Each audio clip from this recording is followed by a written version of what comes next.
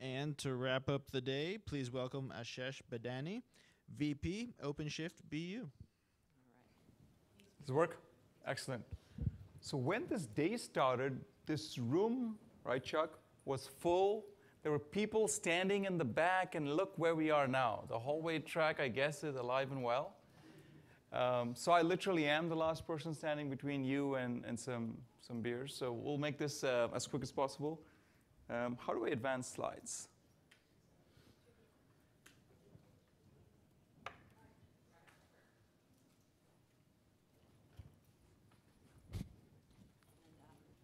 Thanks. With the beer, his name is Troy and Gay. Troy, okay, excellent. All right, great, thanks. So thanks everybody for hanging on to the bitter end. First off, so I have this quote actually as part of my email SIG. So the best way to have a good idea is to have a lot of ideas. Linus Pauling, famous chemist, Nobel Prize winning. And the whole point of today was to get a bunch of people together to be able to talk, share ideas, and hopefully all of you guys did that. By the way, just as a bit of background with regard to why am I here and talking, the way the conversation with Diane went was something like this. Hey, we got a bunch of smart people talking earlier, like Chris, and I'm trying to see who else, Clayton and Kelsey and a whole bunch of guys. How about you be sort of like the business guy and sort of say a few things, and then it'll seem like, which wasn't just about technology, but we talked about some business aspects as well, right? So I just wanted to really quickly give you some sense of how we're doing overall as a business, but more generally kind of the adoption that we're seeing, but also why it's so important to connect it with our community here. So with regard to that, right, so thank you to everyone who participates in this. Thank you a lot to Diane. Thank you to Alexa. She's not, she's probably outside. Grant. There's been a lot of people who've really helped out kind of trying to pull it together off. So thanks a lot for all the work you've done, sort of getting us here. And hopefully we'll be able to do more of these events going forward as well. We're here today because we've made a big bet, right? As a product line, as a business unit, as an overall area for Red Hat, and quite possibly for the industry around this, right? Joe remembers this well. But a bunch of other folks, Clayton, I think maybe stepped out. Matt, when we sort of got together, we said, we're going to fundamentally make a different bet with regard to, how we're taking OpenShift forward. The GetUp Cloud guys know us well from many years, right? And we sort of went from V1, V2 to V3, and we said we're going to adopt Docker container technology. We're going to make the bet on the Kubernetes container orchestration. So in hindsight, that looks like a fantastic bet. When we made the bet, was it about three years ago or so? It wasn't that obvious. And so we're glad that that's paid off, right? We're glad that we're able to kind of participate in obviously something that has so much momentum, and that's interesting to a lot of people to solve these problems. The other thing that we wanted to make sure that we really did was ensure that these platforms were consumable for all the companies that we essentially call non-unicorns, right? So if you aren't necessarily a company that's based in Silicon Valley, trying to do stuff, fail fast on a regular basis, you've got a bunch of legacy, made a bunch of investments, we can help support you. KeyBank's a great example, right? I just saw a quote recently that said, if you log on to keybank.com, you're basically logging into OpenShift, right? So they're running their website, their key assets for their customers on OpenShift. And there's lots of other customers like that that we're working with. And we're really proud of that fact that we can take the work that's being done in communities like these to customers like KeyBank and many others. Because the concerns that they bring up, right, range the gamut, right? You guys have probably seen this. I shared a bunch of this with, I think maybe 600 or 700 attendees at the government symposium, and it really resonates for them, right? They care about security a lot. We sometimes think about that, and we think it's important, and we said, someone's going to solve that, right? That's really, really high on their list with regard to an adoption perspective, and all the other abilities that we put out there. And so we're very focused on making sure we're helping solve those problems, right? With you, with the communities that we work with, to deliver that faster. And so while security is important, make sure you've got a trusted host environment. I'll talk a little bit more about kind of why that is important to us. And then work on the areas Clayton talked about, right? Being able to deploy and manage them at scale on a variety of different infrastructure underneath.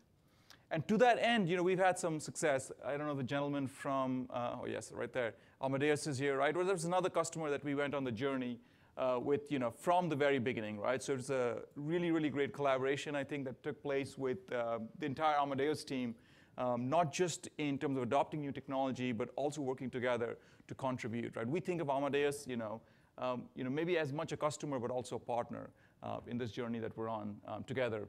We've had a similar sort of experience with a customer like BBVA, right, which is a large bank based out of Spain. It's a global bank. And again, the same thing, right? Going through a transformation journey, adopting a series of technologies, fundamentally want to be container-based, but want to make sure they're driving things forward, with us. So we take that really seriously. And then obviously, to help them all become successful, we take the relationships that we have in a room such as this, in a community such as OpenShift Commons, but also the greater Kubernetes community, the greater Docker community, the OpenStack community, and many, many others in making sure they're successful in a wide variety of different industries.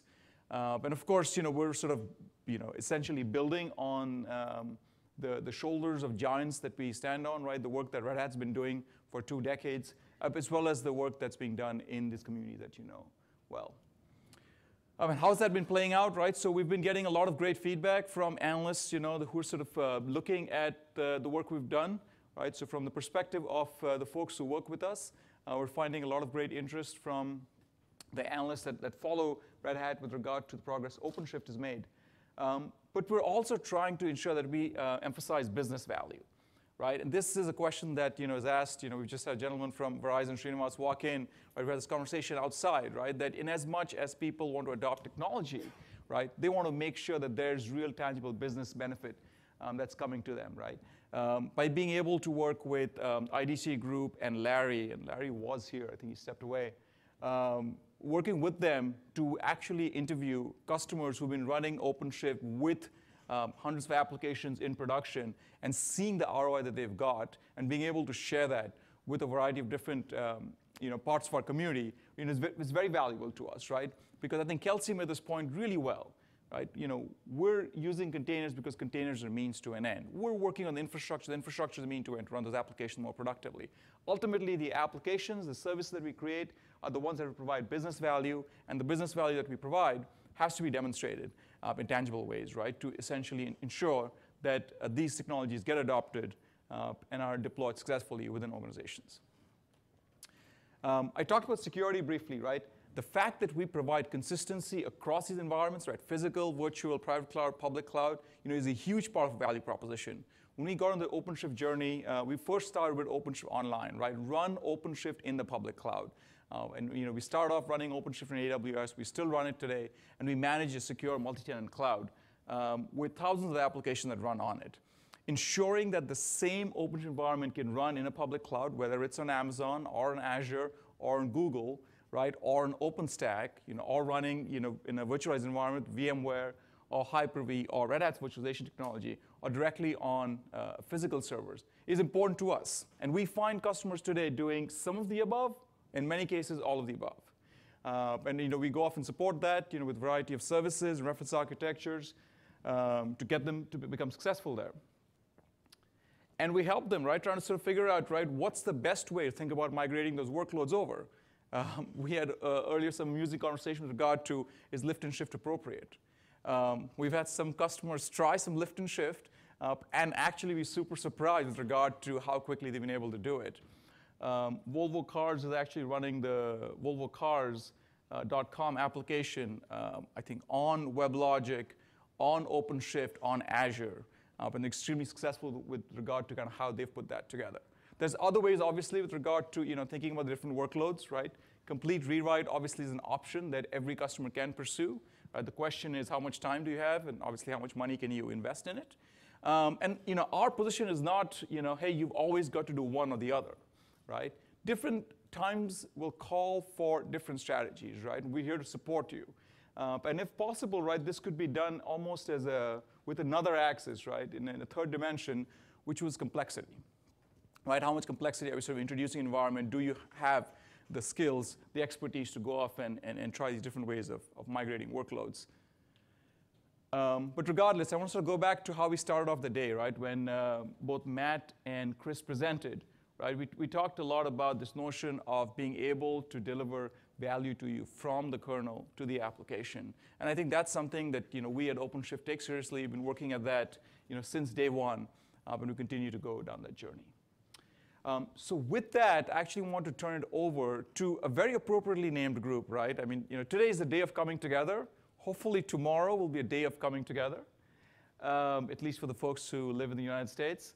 And hopefully we'll have some optimism after today and tomorrow. So with that, let me turn over to the folks from Optimism Brewery to introduce what they have in store for us. Thanks.